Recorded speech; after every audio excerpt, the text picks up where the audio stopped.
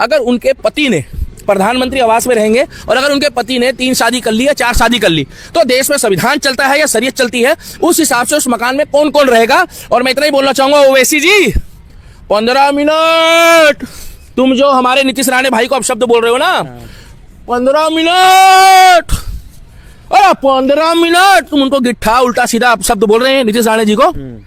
इतना मैं बता दूं, अभी तुम्हें याद होगा, झुमका गिरा रे 15 मिनट, झुमका गिरा रे 15 मिनट। मानता हूं, मैं बार बार कह रहा हूं कि हर मुस्लिम आतंकवादी नहीं होता, मगर जो ज्यादातर पकड़ा जाता है वो मुस्लिम क्यों होता है, इस चीज का जवाब दो।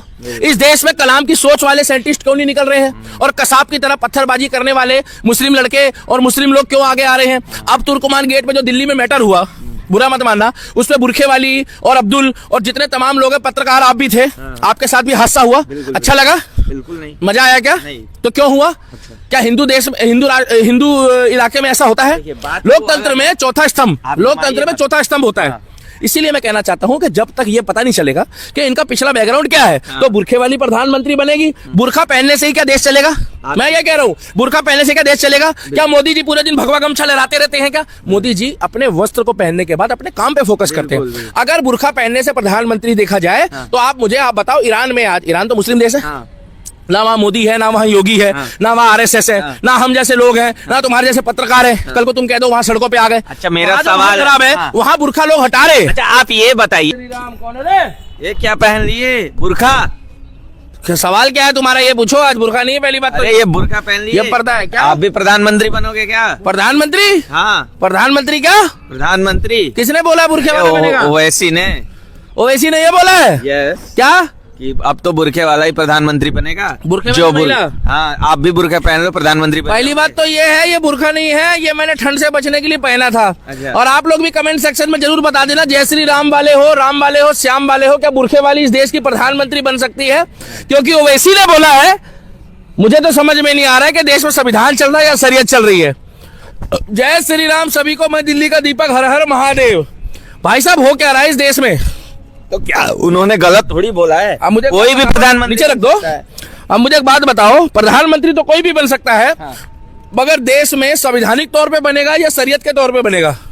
उन्होंने संविधान के तहत ही बोला है कि जो बुर्का पहनता है वो भी प्रधानमंत्री बन सकता है। तो क्या गलत बोला है? तो क्या हम लोग बांग्लादेश, पाकिस्तान में या मुस्लिम देश में है, या हम लोग हिंदुस्तान में है? पहले तो ये बताइए। ये बताइए, क्या यहाँ देश में संविधान है या शरीयत है? संविधान है। संविधान है। अब आप ध्यान लगाओ, 1%, वैसे तो कभी कयामत की रात तक ऐसा सपना पूरा नहीं होगा, मगर एक बात बताइए सुमित कुमार जी, मेरी बात का जवाब देते रहना बीच बीच में, और आप लोग भी कमेंट सेक्शन में जवाब देना, ठीक है भैया? सपोज करो 1 मिनट के लिए कि प्रधानमंत्री आवास में प्रधानमंत्री बुरखे वाली बन गई। अब उनके पति है, बच्चे हैं, बच्चे कितने होंगे? जितने भी हो जाए भाई। एक तरफ तो ये कहेंगे कि बच्चे 2 ही अच्छे, वो अल्लाह का प्रधानमंत्री आवास है, अल्लाह का देन है। अब इनके सपोज करो, तुम वहीं रहो ना भाई साहब, तुम कहे आगे पीछे हो रहे हो। सपोज करो इनके, सुनो, सपोज करो इनके हो गए 12-15। के कितने? हमें तो अभी 2 है, 2 और कर लेंगे, 2-3 और कर लेंगे। अच्छा। अब सुनो, मगर मैं खुद करूंगा और भगवान का आशीर्वाद होगा। अच्छा, उनमें क्या होता है? उनमें क्या होता है? अल्लाह की देन है, वो अल्लाह की मर्जी। किसकी देन है? अल्लाह की। अब वो आप जानो भैया, अल्लाह की देन है ये कह रहे हैं। हम तो भैया देखो खुद करते हैं और राम की बात करते हैं, श्याम की बात करते हैं। अब सपोज करो उनके 12-15 बच्चे हो गए, और 12-15 बच्चों को वो अपना पार्टी के कार्यालय में भेज रहे हैं, इधर भेज रहे हैं, उधर भेज रहे हैं। सपोज करो 1 मिनट के लिए, और इधर मैनिफेस्टो चल रहा है, देश में संविधान चल रहा है, और संविधान में लिखा है बच्चे 2 ही अच्छे, बच्चे 2 ही अच्छे, मगर हमारे घर में जितने मर्जी उतने अच्छे। ऐसा होता है। तीसरी बात यह है कि सपोज करो कि भैया अगर बुरखे वाली बन गई 1% के लिए, तो भैया अगर उसके पति ने रात को कह दिया तलाक तलाक तलाक, तो क्या होगा?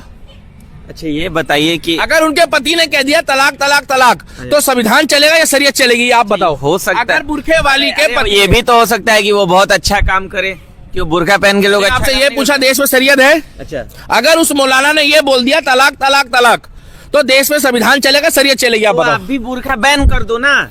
मैंने कहा देश के प्रधानमंत्री बोल रहे हैं, वो तो ईरान में चल रहा है। अरे तो देश में चल रहा है, देश के, वो तो ईरान में चल रहा है। वो ईरान में महिलाएं जो है, महिलाएं ईरान में ऐसे करके और ऐसे करके और ऐसे करके ईरान में कर रही है। अरे तो देश के प्रधानमंत्री क्यों नहीं बुरखा पहन करवा दे रहे हैं? रुको ना, रुको यार, पर ईरान वाला पोस्ट दिन दो। वो ईरान में हो रहा है, भारत में नहीं हो रहा। वो आप मुझे बताओ, कब सपोज तक राजनीति करेंगे? कब सुनो ना, राजनीति ओवैसी कर रहा है। रोटियां सेक नीतीश राणे हाँ। नीतीश राणे को उल्टा सीधा बोल रहे हैं। नीतीश राणे हमारा भाई है। अच्छा। नीतीश राणे हमारा भाई है। मतलब जो भी बुर्का का विरोध करेगा आपका भाई होगा? नहीं, बुरखे का विरोध नहीं है। हाँ, तो आप किस हिजाब चीज का रखो, हमारे में भी बहन बेटी पर्दा रखती है। सुन लो, हाँ। आप हिजाब रखो, आप बुरखा पहनो, हाँ। कोई दिक्कत नहीं। हमारे में भी बहन बेटी पर्दा करती है, घर पे करती है। सुन लो, हाँ। मगर स्कूल में, कॉलेज में, इंस्टीट्यूट में जब जाते आते हैं हाँ। तब उस चीज को जो है वो दिखाना पड़ता है। आज बिहार में या यूपी में सराफा व्यापारी अगर कह रहे हैं हाँ। कि भैया बुरखा जो है, या तुम अगर मुंह ढक के अंदर आओगे, हाँ। उन्होंने ये नहीं बोला मुस्लिम महिलाएं ना आए, उन्होंने बोला कि अगर मुंह ढक कर आओगे, बुरखा पहन कर आओगे तो हम आपको सामान नहीं देंगे। टारगेट कौन है? टारगेट ओवैसी है अभी। टारगेट तो ओवैसी क्या कह रहा है? ओवैसी रात दिन फालतू बोल रहा है। अच्छा। ओवैसी नीतीश राणे को फालतू बोल रहा हाँ। है। एक बात बताइए, अगर 1% आपके नेता बहुत सही बोलते हैं। प्रधानमंत्री, रुको ना एक मिनट, मेरे को बोलने तो दो। प्रधानमंत्री अगर बुरखे वाली हो हाँ। और उसके पति ने बोल दिया तलाक तलाक तलाक, और दूसरी पत्नी घर में आ गई, बुरा मत मानना, तो वो कहाँ रहेगी? प्रधानमंत्री आवास में रहेगी? ये अलाउ है? अरे। फिर सपोज करो उसने फिर तलाक बोल दिया, फिर तीसरी ले आया, फिर चौथी ले आया। 1% पहले सुनो तो सही, तो उनको क्या वो मिलेगी फिर नागरिकता? आप क्या चाहते हैं कि हमेशा इस देश के प्रधानमंत्री वही बने जो शादी ही ना करे? नहीं भाई साहब, सुनिए मेरी बात। इस देश के प्रधानमंत्री आदरणीय मनमोहन सिंह जी की तरह सिख भाई बन जाए, सिख बहन बन जाए, हमें कोई दिक्कत नहीं है। और सनातनी बनेगा, और जो सनातन की बात करेगा वही हिंदुस्तान में राज करेगा। बुरखे वाली, मैं कमेंट सेक्शन में भी पूछना चाहता हूँ, बुरखे वाली हिंदुस्तान की प्रधानमंत्री कभी नहीं बनेगी और कयामत की रात तक नहीं बनेगी।